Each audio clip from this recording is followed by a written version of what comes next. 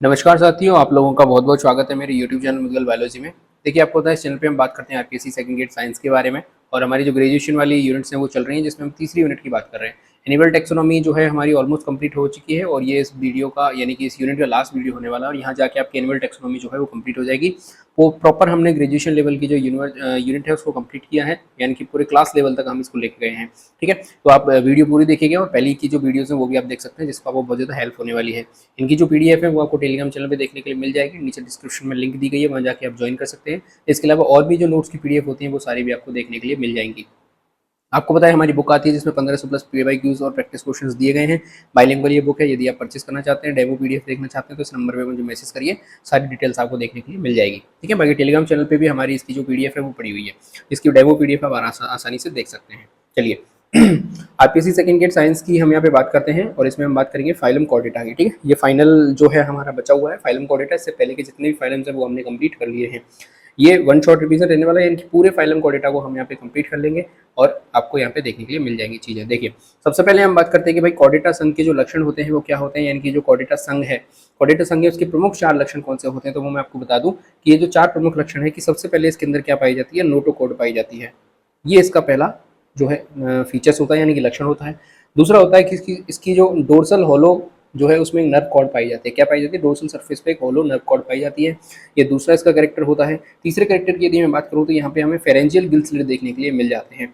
ठीक है, इसके बाद चौथे नंबर में मैं बात करूँ तो पोस्ट एनल टेल हमें यहाँ पे देखने के लिए मिल जाएगी, यानी कि पश्चगुदीय पुच्छ देखने के लिए मिल जाते हैं। जितने भी कॉर्डेट्स होते हैं उनके जीवन में किसी ना किसी अवस्था में, चाहे वो लार्वा अवस्था हो, या वो उनकी भ्रूणीय अवस्था हो, या फिर उनकी वयस्क अवस्था हो, किसी ना किसी अवस्था में ये 4 लक्षण जो है वो 100% देखने के लिए मिलेंगे। यदि ये मिल रहे हैं तो ही वो उसको हम क्या कहेंगे, कॉर्डेट कहेंगे। यहाँ पे ये आपको दिखाई दे रही है, ये क्या है, इसकी आहार नाल है, यानी कि एलिमेंट्री कैनाल है।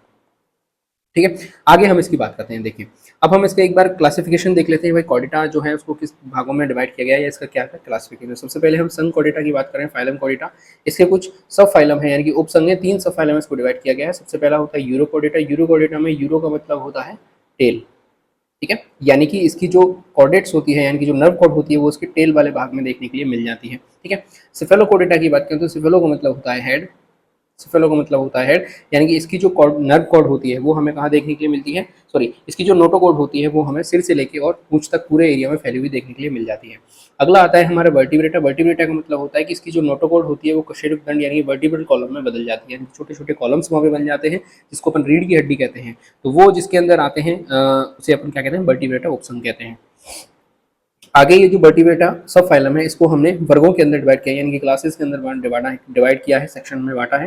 तो एक आता है ग्नेथा। ग्नेथा का मतलब होता है जिनके अंदर जबड़े नहीं पाए जाते, और दूसरे होते हैं जबड़े युक्त, जिनको अपन ग्नेथोस्टोमेटा कहते हैं। ठीक है, आगे हम बात करते हैं इग्नेथा। इग्नेथा की भी हम आगे बात करेंगे। दूसरा होता है ग्नेथोस्टोमेटा, इसको अपन ने सुपर क्लास के अंदर बांटा है, महावर्ग जिसे अपन कह देते हैं। सुपर क्लास में पहली सुपर क्लास आती है पिसी, जिसके अंदर फिशेज आती हैं सारी मत्स्य, जो 2 प्रकार की होती हैं, एक होती है कॉन्ट्रिकोथीज और दूसरी होती है ऑस्टिकोथीज। ठीक है, इसके बाद हम बात करते हैं दूसरा जो सुपर क्लास आता है वो टेट्रापोडा है, जिसके अंदर 4 पैरों वाले जीव आते हैं।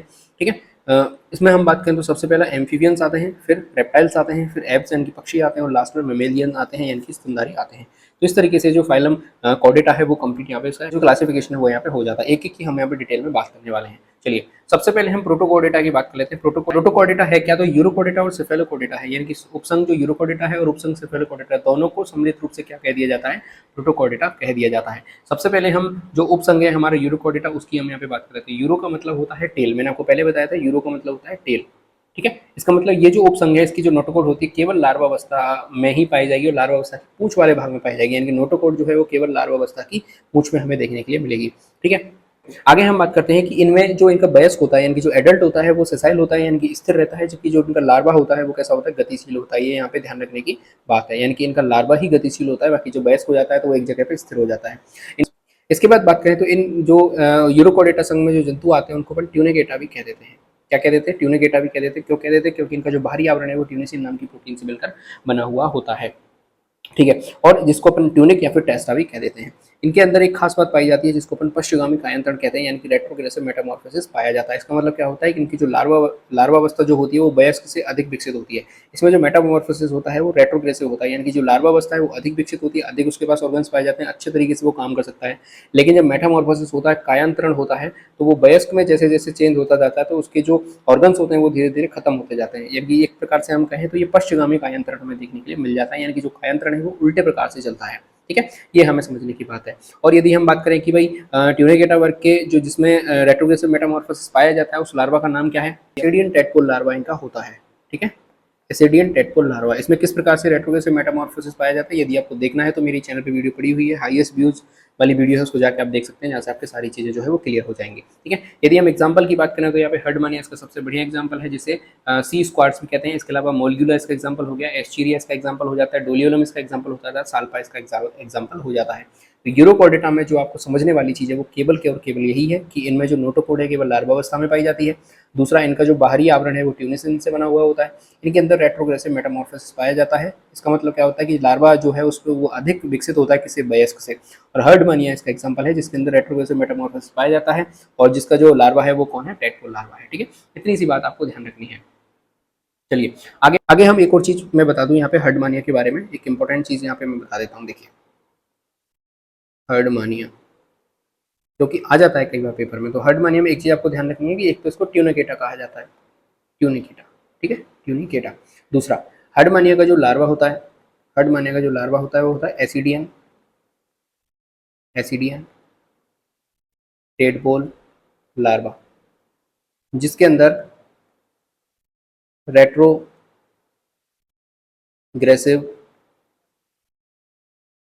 मेटामॉर्फोसिस पाया जाता है।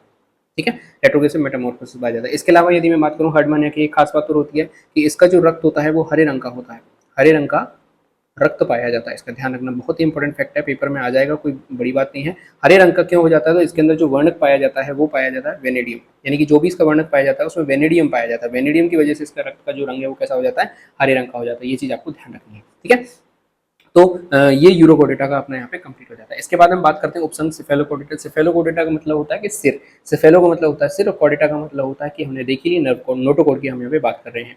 इसका मतलब क्या होता है कि सिर वाले भाग से लेकर पूंछ वाले भाग तक इनमें जो नोटोकोड है वो पाई जाती है, जीवन भर बनी रहती है। ठीक है, इसके अलावा यदि हम बात करें तो इनकी जो आहार नल होती है वो पूर्ण विकसित होती है। इनमें ग्रसनी दरारें यानी कि जो फेरेंजियल जो स्लिट है वो भी स्लिट जो है वो भी यहाँ पे पाई जाती है।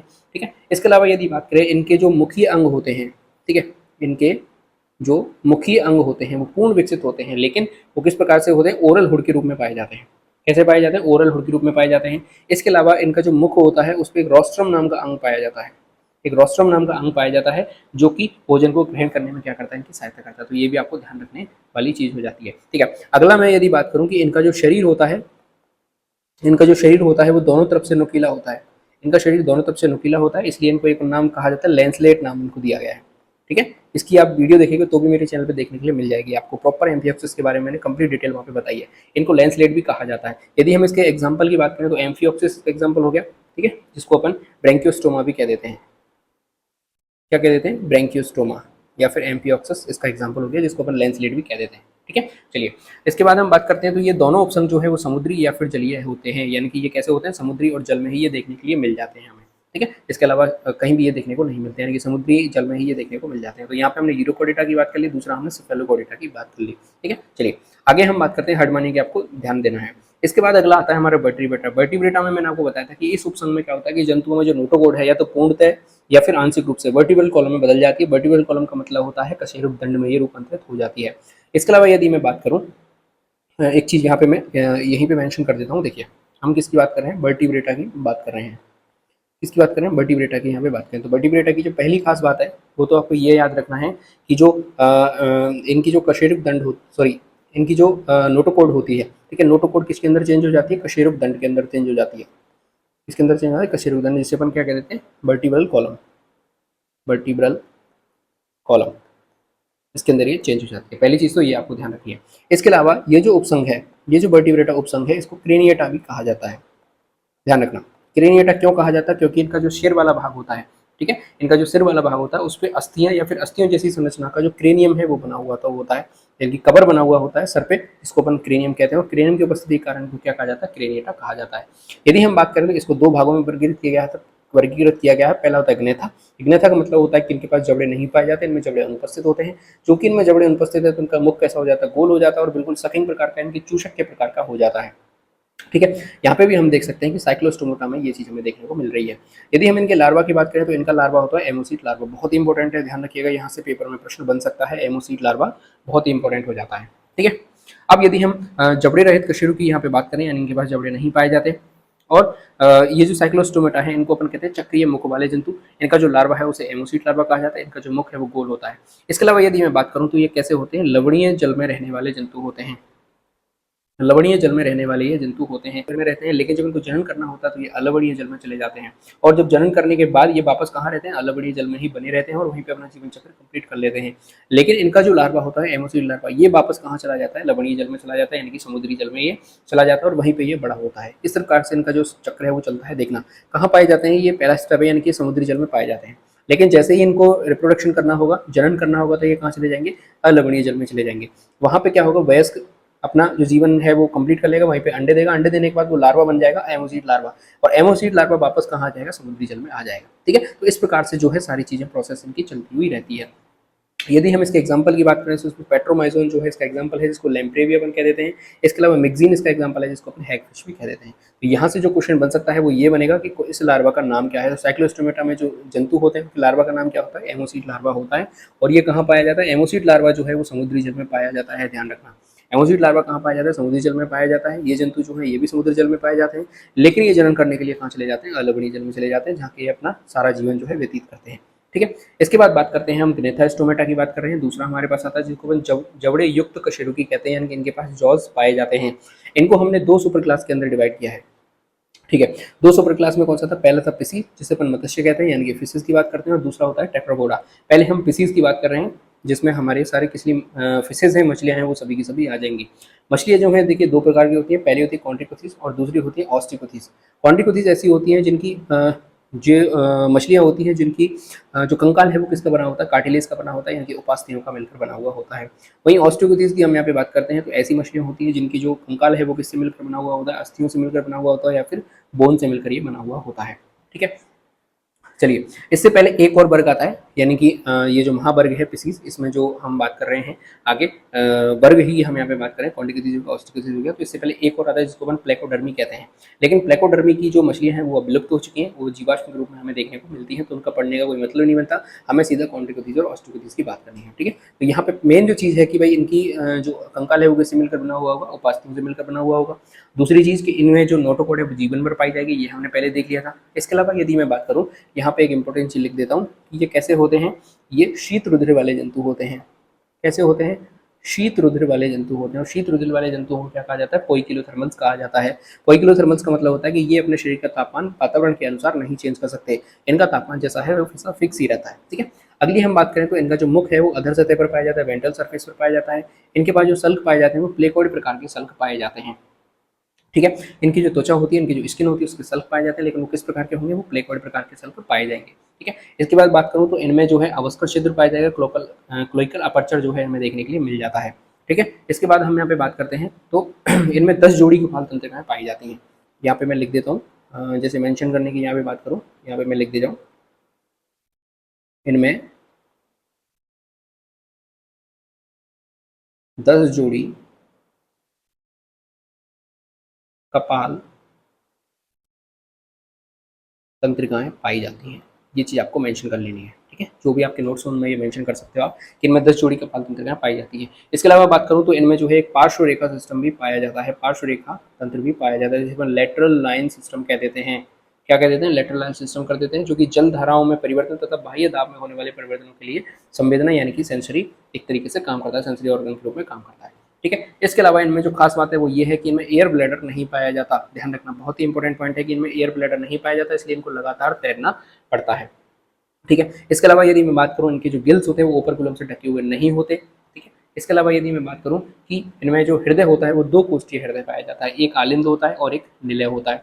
अगले हम बात करते हैं इनमें जो उत्सर्जी पदार्थ है, उत्सर्जी पदार्थ इनमें यूरिया होता है, ठीक है। और यदि हम इनके वृक्कों के प्रकार की बात करें कि किस प्रकार के हमें वृक्क पाए जाते हैं, तो मीजोनेफ्रिक प्रकार के वृक्क इनमें पाए जाते हैं, ये चीज ध्यान रखनी है। किस प्रकार के वृक्क पाए जाते हैं, मीजोनेफ्रिक प्रकार के वृक्क इनमें देखने को मिल जाते हैं। चूंकि इनका उत्सर्जी पदार्थ यूरिया है इसलिए यूरोटेलिक प्रकार के जंतु होते हैं। यदि हम इनमें बात करें जनन की, निषेचन की हम यहाँ पे बात करें तो इनमें आंतरिक प्रकार का निषेचन पाया जाता है, सेक्सुअल बायोमॉर्फिज्म हमें इनको देखने के लिए मिल जाती है, ठीक है। इसके अलावा मैं बात करूँ तो जो नर होता है इनमें, ठीक है, उनमें क्या पाया जाता है, एक पेल्विक फिन पाया जाता है जिसके पास एक क्लेस्पर पाया जाता है, जो क्लेस्पर क्या करता है, पॉपुलेशन में इनकी सहायता करता है, ठीक है। इसके अलावा यदि बात करूँ तो ये जो मछलियाँ होती हैं सामान्यतः अंड पृचक होती हैं, कि अंडे देने वाली होती है, लेकिन कुछ मछलियाँ जो ऐसी हैं जो ओवो बेबी पेरस भी होते हैं, यानी कि उनमें जो अंडा तो बनता है लेकिन उसकी जो हैचिंग है वो कहाँ होती है, माता शरीर के अंदर होती है। यदि एग्जाम्पल की हम यहाँ पे बात करें तो एग्जाम्पल हो जाता है यहाँ पे शार्क हो जाता है, स्टिंगरे हो जाती है। इसके अलावा यदि बात करूँ तो पिट्रिस इसका एग्जाम्पल है, पिस्टिस इसका एग्जाम्पल है, जैसे सॉफिश कहते हैं, आरा मछली भी कहते हैं, जिग्निया इसका एग्जाम्पल है, टॉर्पीडो इसका एग्जाम्पल है, ट्राइगोन मैंने बता ही दिया जिसे स्टिंगरे कहते हैं। तो ये सारे इसके एग्जाम्पल हो जाते हैं, ठीक है। आगे हम बात करते हैं ऑस्ट्रिकोथिस मछलियों की बात करते हैं। ऑस्ट्रिकोथिस जो है जिन्हें अपन अस्थिल मछली कहते हैं, यानी कि इनकी जो कंकाल है वो किससे मिलकर बना हुआ होगा, अस्थियों से मिलकर बना हुआ होता है, ठीक है। और इसकी बात करें तो इनका मुख कहाँ पाया जाता है, सिरे पर पाया जाता है, यानी कि टर्मिनल पर इनका मुख हमें देखने को मिल जाता है। इनका हृदय दो कक्षीय होता है, एक आलिंद एक निलय, दोनों का ही हृदय कैसा होता है, दो कक्षीय होता है, और वीनस सर्ट हमें इनका देखने को मिल जाता है।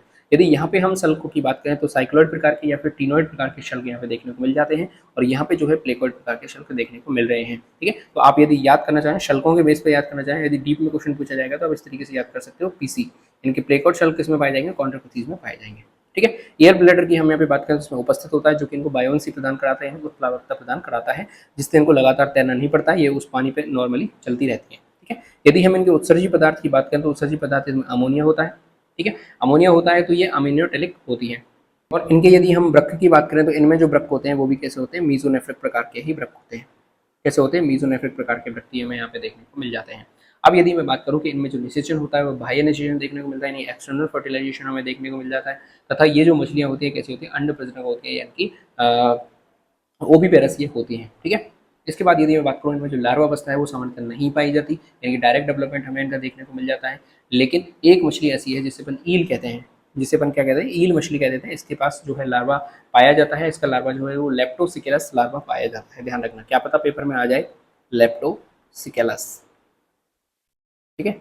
कौन सा लार्वा पाया जाता है, लेप्टोसिकेलस नाम का लार्वा पाया जाता है, ठीक है। इसके बाद यदि मैं बात करूं तो जो अस्थिल मछलियां होती हैं, यानी कि जो ऑस्ट्रोकोथिस नाम की संघ की जो मछलियां होती हैं, वर्ग की जो मछलियां होती हैं, वो मराइन वाटर में हमें देखने को मिल जाती हैं, साथ ही साथ ये फ्रेश वाटर में भी हमें देखने को मिलती है, यानी कि दोनों जगह पर ये देखने को मिल जाती हैं, ठीक है। आगे यदि हम इनके एग्जांपल की बात करें तो लोबियोस का एग्जांपल हो गया, रोहू और हिप्पोकैम्पस इसके एग्जांपल हो जाते हैं। इसके अलावा और भी फिश हैं जैसे अपन कैटफिश कह देते हैं, वो भी इसका एग्जांपल है। और इसके अलावा बात करें तो रोहिता इसका एग्जांपल हो गया। इसके अलावा जो एक्जोसिटस होती है जैसे फ्लाइंग फिश कहते हैं, ये भी इसके एग्जांपल हो जाते हैं। लेकिन मेन जो है लोबियो और रोहू इसके एग्जाम्पल है, हिप्पोकैम्पस भी इसका एग्जाम्पल हो जाता है, ठीक है। तो यहाँ पे हमारा जो पीसीज है यानी कि मत्स्य वर्ग महावर्ग है वो कंप्लीट हो जाता है। आगे हम बढ़ते हैं, दूसरा आता है हमारे सामने उभयचर, जिसे अपन एम्फीबिया कह रहे थे। एम्फीबिया का मतलब होता है, एम्फ का मतलब होता है बाई यानी कि डुअल, और बायोस का मतलब होता है लाइफ, यानी कि ये कैसी होती है, इनकी डुअल लाइफ होती है, यानी कि ये पानी पर भी रह देते हैं, साथ ही साथ ये स्थल पर भी रह लेते हैं। प्रथम ऐसे कशेरुकी हैं, यानी कि पहले ऐसे कॉर्डेट हैं जो कि जल के बाहर स्थल पर भी अपना जीवन व्यतीत कर सकते थे। यदि हम इनके स्तंभ उसकी बात करें विशेषताओं की, तो उनकी जो त्वचा होती है वो नम होती है, यानी कि शल्क यहाँ पे नहीं पाए जाते। अगली हम बात करें इनमें जो श्वसन होता है वो नम त्वचा के द्वारा भी श्वसन कर लेते हैं, गिल्स के द्वारा भी ये श्वसन कर लेते हैं, मुख गुहा और फेफड़ों के द्वारा भी ये क्या कर लेते हैं, श्वसन कर लेते हैं। इनमें हृदय की हम यहाँ पे बात करें तो इनमें जो हृदय होता है वो तीन कक्षीय वाला हृदय होता है, जिसमें दो आलिंद होते हैं, एक निलय होता है, ध्यान रखने वाली बात है, ठीक है। इनका जो कपाल होता है वो डाइकोंडाइलिक होता है। डाइकोंडाइलिक का मतलब क्या होता है, सुनना, डाइकोंडाइलिक क्रेनियम यानी कि कपाल जो पाया जाता है, इसका मतलब होता है कि दो ऑक्सीपिटल कोंडाइले यहाँ पे देखने को मिल जाते हैं, जो कशेरुक दंड को यानी कि जो वर्टिब्रल कॉलम होता है उसके साथ जॉइंट बनाते हैं, और इससे इनकी गर्दन में क्या हो सकती है, गति हो सकती है। डाइकोंडाइलिक होते हैं, लेकिन डाइकोंडाइलिक होते हैं तो इनकी जो गर्दन होती है वो 360 पे जो है गति नहीं कर सकती, केवल दो लेफ्ट और राइट ही मूव कर सकती है, ठीक है। इसके अलावा बात करते हैं इनका जो शरीर होता है वो सिर और धड़ में विभक्त रहता है, लेकिन कुछ जंतु ऐसे हैं जैसे स्लैमेंडर हो गया, उसमें चपटी पूंछ पाई जाती है, और लार्वा अवस्था में भी पूंछ देखने को मिल जाती है, ठीक है। करते हैं इनमें जो निषेचन होता है वो बाह्य प्रकार का होता है, इनकी एक्सटर्नल फर्टिलाइजेशन हमें देखने को मिल जाता है। और इनमें जो लेटरल लाइन सिस्टम अभी मैंने बताया था आपको, पार्श्व रेखा तंत्र, वयस्क अवस्था में पार्श्व रेखा तंत्र में देखने को नहीं मिलता, लेकिन परिवर्तन के दौरान पाया जाता है, कि जब इनकी डेवलपमेंट हुआ होता है तब इनमें पाया जाता है, बात कर दें तो इनमें जो है 10 जोड़ी कपाल तंत्रिकाएं पाई जाती हैं, वही सेम चीज़ है, कोई दिक्कत वाली बात नहीं है। आगे हम बात करते हैं कि इनका जो लार्वा है या फिर जो पूंछ वाले जितने उभयचर होते हैं वो अमोनिया का उत्सर्जन करते हैं। ध्यान रखना, जितने भी पूंछ वाले जो एम्फीबियंस होते हैं, पूंछ वाले एम्फीबियंस होते हैं वो अमोनिया का उत्सर्जन करते हैं। किसका उत्सर्जन करते हैं? अमोनिया का उत्सर्जन करते हैं। लेकिन साथ ही साथ क्या होता है कि जो मेंढक है, वो क्या करता है? यूरिया का उत्सर्जन करता है। बहुत ही इंपॉर्टेंट पॉइंट है, ध्यान रखना। जितने भी पूंछ वाले होते हैं वो अमोनिया का उत्सर्जन करते हैं, लेकिन मेंढक होता है वो यूरिया का उत्सर्जन करता है। ठीक है, इसके बाद बात करूं तो इनमें जो है निषेचन बाहरी पाया जाता है, निषेचन बाहरी पाया जा रहा है, लेकिन जो सैलामेंडर होता है उसमें आंतरिक निषेचन पाया जाता है। सैलामेंडर होता है उसमें कौन सा निषेचन पाया जाता है? आंतरिक निषेचन पाया जाता है। यहाँ पे मैं लिख देता हूँ, सैलामेंडर में आंतरिक निषेचन पाया जाता है। ठीक है, ये चीज आपको ध्यान रख लीजिए। आगे बात करते हैं इनमें जनन के लिए, इनमें जो रिप्रोडक्शन होता है उसके लिए वाटर की बहुत नीड होती है, यानी कि पानी की आवश्यकता होती है। बिना जल के ये रिप्रोडक्शन नहीं कर सकते। क्यों नहीं कर सकते? क्योंकि इनमें निषेचन जो है बाह्य हो रहा है, तो उसके लिए क्या चाहिए? कोई ना कोई माध्यम की आवश्यकता होती है। ठीक है, आगे बात कर रहा हूँ इनमें जो लार्वा अवस्था पाई जा रही है। ठीक है, इनमें लार्वा कौन कौन सा पाया जा रहा है? तो इनमें एक तो टेडपोल लार्वा पाया जाता है, दूसरा एक्सोलोटल लार्वा पाया जाता है। कौन सा? एक्सोलोटल लार्वा यहाँ पे हमें देखने को मिल जाता है। अब एक शब्द यहाँ पे देखने को मिलेगा आपको, नियोटेनी, और दूसरा होता है पीडोजेनेसिस। ठीक है, दो शब्द आपको आगे भी देखने के लिए मिल जाएंगे, मैं यहाँ पे ऐड कर देता हूँ, देखना। दो शब्द यहाँ पे मैं ऐड कर देता हूँ। सबसे पहले होता है पीडोजेनेसिस। जब आप एनिमल डेवलपमेंट बायोलॉजी पढ़ोगे तो वहाँ पे भी ग्रेजुएशन में ये दो शब्द दिए गए हैं। पीडोजेनेसिस का मतलब होता है कि जो लार्वा अवस्था होती है, यानी कि जो लार्वा होता है वो वयस्क की तरह जनन करने लगता है, वयस्क की तरह जनन करने लगता है, ये इसकी खास बात है। और दूसरी होती है नियोटेनी। नियोटेनी का मतलब क्या होता है कि वयस्क जो है, वयस्क में लार्वा अवस्था के लक्षण आ जाते हैं, वयस्क में लार्वा अवस्था के लक्षण आ जाते हैं, ध्यान रखना, आ जाते हैं। ठीक है, तो पीडोजेनेसिस जैसे अपन शावक जनन में कहते हैं, शावक जनन का मतलब क्या होता है कि जो लार्वा अवस्था ही होती है वही वयस्क की तरह जनन करने लग जाए तो उसको पीडोजेनेसिस कहेंगे। नियोटेनी का मतलब क्या होता है कि वयस्क में ही लार्वा अवस्था के जो है लक्षण आ जाते हैं। ठीक है, तो नियोटेनी का मतलब क्या हो रहा है देखना, एक्सोलोटल लार्वा में लार्वा जो है वो जनन करने लग जाता है, वयस्क की तरह जनन करने लग जाता है, इसको अपन क्या कह देते हैं? नियोटेनी कह देते हैं। ठीक है, तो यहाँ पे आपका एम्फीबियंस है, इसके बारे में आपको ध्यान रख लेना है सारी चीजें। आगे बढ़ते हैं अपन, आगे हमारा आता है कौन सा? सरीसृप, जैसे अपन रेप्टाइल्स कहते हैं, जिसमें क्रीपर्स भी कहा जाता है। क्रीपर्स का मतलब क्या होता है? रेंगने वाले, ऐसे जंतु जो रेंग कर चलते हैं। ये कैसे होते हैं? पूर्णतः स्थलीय होते हैं, यानी कि ये स्थल पर ही रहने वाले जंतु होते हैं। दूसरी चीज, ये कैसे होते हैं? शीत रुधिर वाले होते हैं, यानी कि असमतापी होते हैं, पोइकिलोथर्मल होते हैं, यानी कि इनका जो तापमान है वो वातावरण के अनुसार चेंज नहीं होता।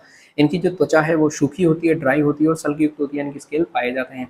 दूसरा, सांप और छिपकली ऐसी हैं जिनमें कैचुली यानी कि त्वचा हटाने के जो प्रोसेस है वो पाई जाती है, और त्वचा हटाने जो त्वचा हटाने की प्रोसेस है जिसे अपन कैचुली हटाना कहते हैं, कैचुली हटाना, इसको इंग्लिश में कहा जाता है माउल्टिंग। क्या कहते हैं? माउल्टिंग कहते हैं, ध्यान रखना। ठीक है, इसके बाद बात करूं तो इनकी जो त्वचा होती है वो शुष्क होती है, ड्राई होती है, इनकी यहाँ पे ग्रंथियां नहीं पाई जाती, ग्रंथि विहीन होती है। इसके बाद यदि मैं बात करूं तो इनमें जो पार्श्व रेखा तंत्र है वो नहीं पाया जाता, ध्यान रखना, इनमें पार्श्व रेखा तंत्र नहीं पाया जाता। अब इस पार्श्व रेखा तंत्र से आप यदि तुलना करोगे जीवों की तो मछलियों में ये हमें देखने को मिल रहा था। ठीक है, इसके बाद हम बात करें किसकी? एम्फीबियंस की। एम्फीबियंस में हमने देखा तो ये केवल डेवलपमेंट के दौरान, यानी परिवर्तन के दौरान हमें देखने को मिल रहा था, और यहाँ जाके हमने देखा तो ये क्या हो गया? एब्सेंट हो गया। यानी कि यदि आपसे कोई पूछे कि पार्श्व रेखा तंत्र क्या होता है, तो ये जो जंतु होते हैं, जो जलीय जंतु होते हैं, उनमें संतुलन बनाने का या फिर एक तरीके से मैं करूँ इक्विलिब्रियम, इनकी साम्य अवस्था बनाने का ये काम करता है। आगे हम इनके उत्सर्जन की बात करते हैं। उत्सर्जन में क्या होता है? मेटानेफ्रिक किडनी पाई जाती है, और ये किसका उत्सर्जन करते हैं? यूरिक एसिड का उत्सर्जन करते हैं, यूरिक अम्ल का ये उत्सर्जन कर देते हैं। इसके अलावा इनमें कई प्रकार के उत्सर्जन पाए जाते हैं, जैसे मैं बता दूं कि जो मगरमच्छ होता है, ठीक है, जो मगरमच्छ होता है, जो क्रोकोडाइल होता है, वो अमोनिया का उत्सर्जन करता है। वो किसका उत्सर्जन करता है? अमोनिया का उत्सर्जन करता है। इसी तरीके से यदि मैं बात करूं कछुआ, कछुए जो होते हैं वो किसका उत्सर्जन करते हैं? यूरिया का उत्सर्जन करते हैं। किसका उत्सर्जन करते हैं? यूरिया का। इसके अलावा यदि मैं बात करूं सांप व छिपकली, सांप और छिपकली जो है वो किसका उत्सर्जन करते हैं? वो यूरिक अम्ल का उत्सर्जन करते हैं, ध्यान रखना। किसका उत्सर्जन करते हैं? यूरिक अम्ल का उत्सर्जन करते हैं। इसके अलावा यदि बात करूं इनका जो कपाल है वो मोनोकोंडाइलिक प्रकार का होता है। ठीक है, सामान्यतः इनमें जो हृदय होता है वो 3 कक्षीय होता है, लेकिन मगरमच्छ ऐसा है 4 कक्षीय हृदय होता है। ये हम शुरू से ही एक्सेप्शन जो है पढ़ते हुए आ रहे हैं। ठीक है, आगे यदि हम इनके श्वसन की बात करें, रेस्पिरेशन की बात करें, तो ये पूर्णतः स्थलीय जंतु हैं। इनमें श्वसन के लिए क्या पाया जाता है? फेफड़े पाए जाते हैं, लंग्स के द्वारा ये श्वसन करते हैं। डायफ्राम भी इनमें देखने के लिए मिल जाता है। आगे मैं बात करूँ इनमें जो 12 जोड़ी कपाल तंत्रिकाएं पाई जाती हैं, क्या पाई जाती हैं? 12 जोड़ी कपाल तंत्रिकाएं पाई जा रही हैं। पहले 10 जोड़ी पाई जा रही थी, अब इनमें जाके कितनी हो जाएंगी? 12 जोड़ी पाई जाएंगी। इसके बाद यदि मैं बात करूँ इनमें जो निषेचन पाया जाता है वो आंतरिक प्रकार का निषेचन पाया जाता है। अधिकांश जितने भी जंतु होते हैं मोस्टली जो होते हैं वो ओविपेरस होते हैं, यानी कि अंडे देने वाले होते हैं। लेकिन कुछ जंतु ऐसे होते हैं जो बेबीपेरस भी होते हैं, जो जरायुज भी होते हैं। ठीक है, जैसे जरायुज में यदि मैं एग्जांपल बात करूँ आपसे, तो जो वाइपर सर्प होता है, वाइपर जो सांप पाया जाता है, वाइपर जो सर्प होता है वो जरायुज होता है, ध्यान रखना। चलिए, तो यहाँ पे सरीसृप के बारे में, मैंने रेप्टाइल्स के बारे में आपको सारी चीजें डिटेल में बता दी। आगे बढ़ते हैं अब सरीसृप की कुछ विशेष चीजें देख लेते हैं जिसमें सांप और छिपकली आती है। सबसे पहला पॉइंट इनका कि इनमें जैकबसन का ऑर्गन पाया जाता है, जो कि सांप की मुख की गुहा में ग्रहण संवेदना के लिए होता है, यानी कि जो स्मेल होती है, ऑल फैक्ट्री जो ऑर्गन्स होते हैं उसके वहाँ पे पाया जाता है। कौन सा ऑर्गन पाया जाता है? ध्यान रखना, जैकबसन का ऑर्गन। तो यहाँ से यदि पूछे कि जैकबसन का ऑर्गन यानी जैकबसन का जो अंग है वो किससे संबंधित है, तो आपको बताना है ये ग्रहण से, यानी कि स्मेल से या ऑल फैक्शन से संबंधित होता है, उसकी संवेदना के लिए होता है। दूसरा होता है इनमें फेंजेस पाए जाते हैं जिसे अपन विष दंत कहते हैं। सांपों में जो मैक्सिलरी टीथ होते हैं, सांपों में जो मैक्सिलरी टीथ होते हैं उनका जो रूपांतरण होता है वही कौन होते हैं? इनके दांत होते हैं, यानी कि विष दंत जिसे अपन कहते हैं, जिसे जहरीले दांत कह देते हैं। तो यहाँ से भी क्वेश्चन बन जाता है कि सांपों में पाए जाने वाले जहरीले दांत किन दांतों के रूपांतरण होते हैं? तो वो मैक्सिलरी टीथ के रूपांतरण होते हैं। इसके अलावा यदि हम बात करें इनमें जो बाह्य कर्ण होता है, एक्सटर्नल ईयर होता है, वो नहीं होते, ये डायरेक्ट किससे सुनते हैं? वाइब्रेशन से सुनते हैं, कंपन से सुनते हैं। इसके अलावा यदि बात करूँ जो सांप और मगरमच्छ होते हैं उनमें यूरिनरी ब्लैडर नहीं पाया जाता, मूत्राशय में अनुपस्थित होता है। तो यहाँ पे कुछ विशेष चीजें जो है मैंने आपको बता दी। आगे बढ़ते हैं अपन, अगला जो हमारा वर्ग आ रहा है, क्लास आ रहा है, वो पक्षियों का आ जाता है, एब्स का आ जाता है। ठीक है, इसमें होता क्या है कि इनमें जो अग्रपाद होते हैं वो पंखों में रूपांतरित हो जाते हैं। तो यहाँ से क्वेश्चन बन सकता है कि भाई जो पंख है वो किसका रूपांतरण है? तो वो 4 लिम्स का रूपांतरण, अग्रपाद का रूपांतरण होते हैं। ठीक है, इसके बाद यदि मैं बात करूं तो इनमें ये कैसे होते हैं? ये होमियोथर्मल होते हैं, यानी कि ये समतापी होते हैं। समतापी का मतलब क्या होता है कि ये वार्म ब्लडेड होते हैं, और वार्म ब्लडेड का मतलब क्या होता है कि ये इनका जो रक्त होता है, ये इनका जो शरीर होता है उसका तापमान है वातावरण के अनुसार चेंज होता रहता है, यानी कि हम भी समतापी हैं, हम भी वार्म ब्लडेड हैं, ऐसे ही पक्षी भी कौन हो जाते हैं? वार्म ब्लडेड हो जाते हैं। इसके अलावा इनके शरीर पर परों का आवरण पाया जाता है, इनके शरीर पर क्या पाया जाता है? फेदर्स पाए जाते हैं, पर पाए जाते हैं, पंख पाए जाते हैं। यहाँ पे देखिए सबसे बड़ा पक्षी जो है वो शतुरमुर्ग है, जिसे ऑस्ट्रिच कहते हैं, ये भी हमें पता है, उसका अंडा भी सबसे बड़ा होता है। ठीक है, इसके बाद बात करें कि इनके शरीर पर विभिन्न प्रकार की ग्रंथियां नहीं पाई जाती, कोई भी ग्रंथि नहीं पाई जाती, लेकिन इनकी जो मैं बात करूँ पूंछ होती है, ठीक है, उस पूंछ के पास, इनकी जो पूंछ होती है उस पूंछ के पास यूरोपाइजियल यूरोपाइजियल नाम की ग्लैंड पाई जाती है, यूरोपाइजियल नाम की ग्रंथि पाई जाती है, जिसे अपन प्रीन ग्लैंड कह देते हैं, या फिर तेल ग्रंथि, या फिर ऑयल ग्लैंड कह देते हैं, जो कि शतुरमुर्ग और तोते में भी एब्सेंट रहती है। ठीक है, इनके शरीर की मैं बात करूँ तो यहाँ पे सल्क नहीं पाए जाते, क्या पाए जाते हैं? फेदर्स पाए जाते हैं, पंख पाए जाते हैं। ठीक है, इसके बाद यदि मैं बात करूँ तो इनकी जो अस्थियां होती हैं वो न्यूमेटिक प्रकार की होती हैं, इनकी जो अस्थियां होती हैं वो न्यूमेटिक प्रकार की होती हैं, यानी कि हड्डियों में क्या भरी होती है? वायु भरी होती है, जिससे इनका वजन कम हो जाता है और तैरने में, इनको उड़ने में क्या होती है? मदद मिलती है। यदि मैं बात करूँ इनके जो जबड़े हैं वो चोंच में रूपांतरित हो जाते हैं और इनमें दांत नहीं पाए जाते, दांत इनमें अनुपस्थित होते हैं। बस इतना सा आपको पढ़ना है, इसके अलावा यहाँ पे कुछ भी पढ़ने की आवश्यकता नहीं है। आगे बढ़ते हैं हम इनके बारे में, तो थोड़ी सी इनके हम जो इंपॉर्टेंट चीज़ है वो इनके वायु कोशों के बारे में हमें पढ़ना पड़ेगा कि वायु कोश क्या होते हैं। तो पक्षियों में जो होते हैं ये वायु को, शरीर को हल्का बनाकर उड़ने में इनकी सहायता करते हैं। ठीक है, वायु कोश क्या काम करते हैं इनके? वायु कोश क्या काम करते हैं कि शरीर को हल्का बनाकर उड़ने में इनकी सहायता करते हैं। इसके अलावा क्या होता है कि इनमें जो श्वास नली होती है उसके अंतिम सिरे के पास एक ध्वनि उत्पादक अंग पाया जाता है, जिसे अपन सेरिंग्स कह देते हैं। क्या कह देते हैं? सेरिंग्स कह देते हैं। तो कोई आपसे पूछेगा भाई पक्षियों में ध्वनि उत्पादक अंग कौन सा है, ध्वनि उत्पादक अंग कौन सा है, तो आपको बताना है कौन सा है? सेरिंग्स है। कौन सा है? सेरिंग्स है, ध्यान रखना। ठीक है, अगली चीज की, हमें उड़ने के लिए, वजन कम करने के लिए क्या होता है? मूत्राशय यानी कि यूरिनरी ब्लैडर नहीं पाया जाता। इसके अलावा यदि बात करें तो ओवरी भी एक ही पाया जाता है, ध्यान रखना। ठीक है, इसके अलावा इनके पाचन तंत्र की बात करें तो दो विशेष प्रकार की संरचना पाई जाती है। पहली होती है क्रॉप, जो कि भोजन को संग्रह करने का काम करती है, और दूसरी होती है गिजार्ड, जो कि भोजन को पीसने का काम करती है। यदि मैं श्वसन की बात करूँ तो फेफड़ों के साथ साथ एयर सैक्स जुड़े होते हैं, जो शरीर को हल्का बनाने का काम करते हैं, और फेफड़ों से ये क्या करते हैं? श्वसन करते हैं। ठीक है, इसके अलावा यदि बात करूँ तो इनका जो स्टर्नम होता है, जिसे अपन उरोस्थी कहते हैं, उससे जुड़ी एक संरचना पाई जाती है, जिसे अपन कील कहते हैं। क्या कहते हैं? कील कहते हैं, जिसे अपन कह रहे थे कील। कील, अब कील क्या कहलाती है? जो कि इनमें फ्लाइट मसल से जुड़ती है। ठीक है, तो ध्यान रखना है, स्टर्नम जो होता है जिसे ओरोस्थी कहते हैं, उससे जुड़ी एक संरचना पाई जाती है जिसको अपन कील कहते हैं, जो कि इनकी फ्लाइट मसल से जाकर जुड़ती है। ठीक है, इसके बाद यदि मैं इनके हृदय की बात करूं तो हृदय इनमें 4 कोष्ठीय हृदय पाया जाता है, यानी कि 4 चैम्बर्ड हृदय पाया जाता है, ये चीज आपको ध्यान रखनी है। और यदि मैं इनके उत्सर्जन की बात करूं, तो पक्षियों का जो उत्सर्जन होता है उनमें मेटानेफ्रिक प्रकार के जो वृक्क हैं वो पाए जाते हैं, और इनमें उत्सर्जी पदार्थ यूरिक अम्ल होता है। क्या होता है? यूरिक अम्ल होता है, ध्यान रखना। इनमें उत्सर्जन कैसा होता है, यूरिक अम्ल प्रकार का होता है, यानी कि यूरिक अम्ल का ये क्या करते हैं, उत्सर्जन करते हैं। इसके अलावा इस यूरिक अम्ल से जुड़ा हुआ एक फैक्ट और है, वो यहाँ पे मैं बता देता हूँ।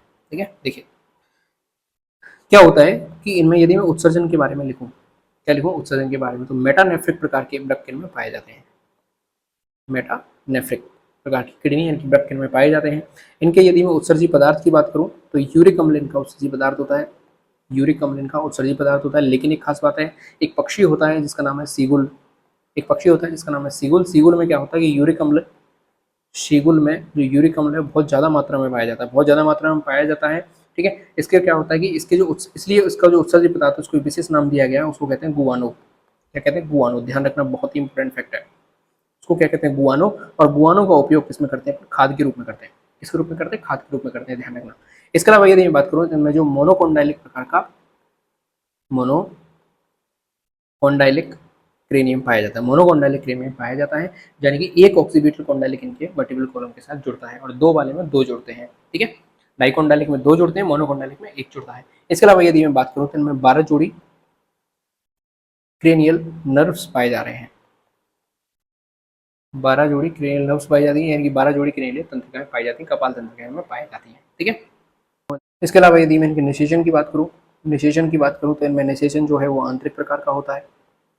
आंतरिक निषेचन हमें देखने को मिलता है। साथ के साथ ये अंडे देने वाले होते हैं, यानी कि टोटली ये कैसे होते हैं, अंडे प्रजनक होते हैं, ओविपेरस होते हैं। ठीक है, और यदि मैं इनके अंडों की भी बात करूं, इनके अंडों की भी यदि मैं बात करूं तो मेगा लेसिथल प्रकार के अंडे इनके होते हैं। मेगा लेसिथल, मेगा लेसिथल प्रकार के अंडे हमें इनको देखने के लिए मिल जाते हैं। ठीक है, इसके बाद यदि मैं बात करूं तो भ्रूण के चारों जो भ्रूण झिल्लियां पाई जाती है, जिसमें एमनियन हो गई, एलेंटॉइस हो गई, कोरियन हो गई, यॉक्सेट, सभी की सभी पाई जाती है। यहाँ पे हमारा जो पक्षी वाला है, इनकी एब्स जो भर गए वो खत्म हो जाता है। इसके बाद हम आगे बात करते हैं स्तनधारियों के बारे में, ममेलियंस के बारे में।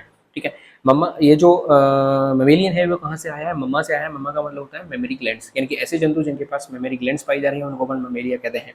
ठीक है, और स्तन ग्रंथियां किसके काम आती हैं, शिशुओं के पोषण के लिए, यानी कि एक प्रकार का ये क्या है, डिफिनिंग फीचर होता है। इसके बाद बात करें तो त्वचा पर बालों का आवरण होता है, त्वचा पर बाल पाए जाते हैं। बाह्य कर्ण पल्लव यानी कि पिन्ना हमें देखने को मिलता है, आपको दिख रहा होगा कि हमारे पास भी पिन्ना है। श्वसन के लिए डायफ्राम पाया जाता है, साथ ही साथ बक्ष गुहा और उदर गुहा में सॉरी जो फेफड़े हैं वो भी हमें देखने को मिल जाते हैं, और इनका जो डायफ्राम है वो क्या करता है, बक्ष गुहा और उदर गुहा को बांटता है।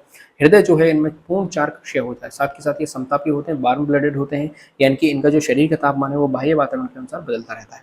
ठीक है, आरबीसी जो होती है उनमें केंद्रक रहित होती है, यानी कि इनिग्लेटेड होती है और द्विअवतलाकार होती है। अपवाद, अपवाद क्या है कि ऊंट और लामा ऐसे हैं जिनमें आरबीसी में केंद्रक पाया जाता है, यानी कि ये मैं बात करूं तो ममेलियंस भी है, लेकिन इनकी आरबीसी में केंद्रक पाया जाता है, तो बहुत ही अच्छा है, बन सकता है यहाँ से क्वेश्चन यदि बनेगा तो। इसके अलावा यदि मैं बात करूं, इनकी त्वचा पर जो है तेल ग्रंथियां पाई जाती हैं, स्वेट ग्लैंड्स पाई जाती हैं, ऑयल ग्लैंड्स पाई जाती हैं। ठीक है, बाद यदि मैं बात करूं तो इनमें 12 जोड़ी कपाल तंत्रिकाएं पाई जा रही है। क्या पाई जाती है, 12 जोड़ी कपाल तंत्रिकाएं पाई जाती हैं। यदि इनके उत्सर्जन की बात करूं मैं, इनके उत्सर्जन की यदि मैं बात कर लेता हूं तो उत्सर्जन में मेटानेफ्रिक प्रकार की किडनी के द्वारा होता है। मेटानेफ्रिक किडनी के प्रकार के द्वारा होता है, जिसमें यूरिया का ये उत्सर्जन करते हैं, ध्यान रखना। इसका उत्सर्जन करते हैं, यूरिया का उत्सर्जन करते हैं। और इनमें जितने भी जंतु होते हैं, ज़्यादातर जंतु होते हैं वो जरायुज होते हैं, यानी कि बेबीपेरस होते हैं, लेकिन कुछ जंतु ऐसे हैं जो कि ओविपेरस भी हो जाते हैं। ठीक है, जैसे कि एकिडना हो गया, ये क्या देते हैं, अंडे देते हैं। इसके अलावा बात करूँ, इनका जो एम्ब्रियो होता है उसके चारों ओर जो एमनियोटिक सेल्स हैं, यानी कि जो झिल्लियां एमनियोटिक मेम्ब्रेन्स है वो सारी की सारी पाई जाती हैं। ठीक है, चलिए अब हम यदि इनके सब क्लासेस की बात करें तो 3 प्रकार के सब क्लासेस में इनको डिवाइड किया गया है। पहला होता है प्रोटोथेरिया, दूसरा होता है मेटाथेरिया और तीसरा होता है यूथेरिया। प्रोटोथेरिया के अंदर आते हैं वो अंडस होते हैं कि अंडे देने वाले होते हैं, एग लाइंग होते हैं। मेटाथेरिया के अंदर मार्सुपियल्स होते हैं। मार्सुपियल का मतलब क्या होता है, इनके पास एक थैले जैसी संरचना रहती है जिसमें बच्चा बड़ा हो रहा होता है, जैसे आपने कंगारू को देखा होगा। यूथेरिया के अंदर आते हैं जरायु, जो सीधे ही बच्चे को जन्म देते हैं। ठीक है, इसमें क्या होता है, सरीसृप और स्तनधारियों के बीच की योजक कड़ी इसको कहा जाता है प्रोटोथेरिया को, जैसे डक बिल्ड प्लेटिपस हो गया और एकिडना हो गया। मेटाथेरिया में आता है अविकसित बच्चे को जन्म देते हैं और मार्सुपियल इनकी ब्रूड पाउच में रखते हैं, जैसे कंगारू यहाँ पे आ गया, मैंने बता दिया था। इसके अलावा जो यूथेरिया होता है ये पूर्ण विकसित बच्चों को जन्म देते हैं, प्लेसेंटल यहाँ पे देखने को मिलता है, जैसे मनुष्य हो गया, चूहा हो गया और कुत्ता हो गया। ठीक है, तो यहाँ पे आपके ममेलियन से वो कंप्लीट हो जाते हैं। अब यहाँ पे हम एक बार थोड़ा सा सबका जो है कंप्लीट रिवीजन कर लेते हैं। देखिए यहाँ पे क्लास दिए गए हैं। पहला होता है मत्स्य, इसमें हृदय की बात करें तो 2 कक्षीय हृदय पाया जाता है, कपाल यहाँ पे नहीं पाई जाती, वृक्क जो है मीजोनेफ्रिक प्रकार के पाए जाते हैं और तापमान की बात करें तो कोल्ड ब्लडेड होते हैं। एम्फीबिया की बात करें तो यहाँ पे 3 कक्षीय हृदय पाए जाते हैं, डाइकोंडाइलिक होते हैं, मीजोनेफ्रिक प्रकार की किडनी पाई जाती है और ये कोल्ड ब्लडेड होते हैं। रेप्टाइल्स की बात करें तो इनमें 3 कक्षीय हृदय पाया जाता है, लेकिन मगरमच्छ अपवाद है जिसमें 4 कक्षीय हृदय पाया जाता है। ये मोनोकोंडाइलिक प्रकार के होते हैं, इसमें जो किडनी होती है वो मेटानेफ्रिक प्रकार की होती है और ये कोल्ड ब्लडेड होते हैं। पक्षियों की बात करें तो इसमें 4 पक्षी हृदय पाए जाते हैं, ये मोनोकॉन्डाइलिक प्रकार के होते हैं, मेटानेफ्रिक प्रकार की किडनी पाई जाती है और ये वार्म ब्लेडेड होते हैं। स्तनधारियों की बात करें तो इनमें 4 कक्षीय हृदय पाए जाते हैं, डाइकॉन्डाइलिक होते हैं और मेटानेफ्रिक प्रकार की किडनी पाई जाती है और ये वार्म ब्लेडेड होते हैं। ठीक है। तो यहाँ पे जो है हमने आज कॉर्डेट्स जो होते हैं, कॉर्डेटा जो होता है उसका रिवीजन कंप्लीट कर लिया है यहाँ पे। ठीक है। अब इसके आपको जो नोट्स चाहिए, यानी डिटेल में यदि आपको नोट्स चाहिए, आप खुद से पढ़ना चाहते हैं तो आप हमारा टेलीग्राम चैनल ज्वाइन करिए। ठीक है। नीचे डिस्क्रिप्शन में आपको लिंक देखने को मिल जाएगी, वहाँ जाके आपको इसके नोट्स जो है वो कंप्लीट मिल जाएंगे। इसके अलावा एनिमल टैक्सोनॉमी जो हमारी यूनिट कंप्लीट हो चुकी है, एनिमल टैक्सोनॉमी जो यूनिट अपनी कंप्लीट हो चुकी है, उसके डिटेल में नोट्स, कंप्लीट नोट्स आपको देखने के लिए मिल जाएंगे। इसके अलावा यदि मैं बात कर रहा हूँ, जो मैंने पिछले वीडियो में बताया था कि भाई हम एक रिवीजन सीरीज शुरू करेंगे, उसकी जो नेक्स्ट वीडियो आपको देखने को मिल जाएगी, जिसमें सबसे पहले हम बात करें तो ह्यूमन फिजियोलॉजी से शुरू करने वाले हैं। पहली यूनिट अपनी जो कौन सी रहने वाली है वो ह्यूमन फिजियोलॉजी रहने वाली है, और वहाँ से हम शुरू करेंगे। साथ ही साथ उसमें हम क्या करेंगे, PYQs को भी इंक्लूड कर लिया करेंगे। ठीक है। तो आज की वीडियो को यहीं पे खत्म कर लेते हैं। वीडियो यदि आपको अच्छी लगी है तो लाइक जरूर कर दें, चैनल को सब्सक्राइब जरूर कर दें। इसके अलावा देश से प्यार करिए, माता पिता से प्यार करिए। जय हिंद।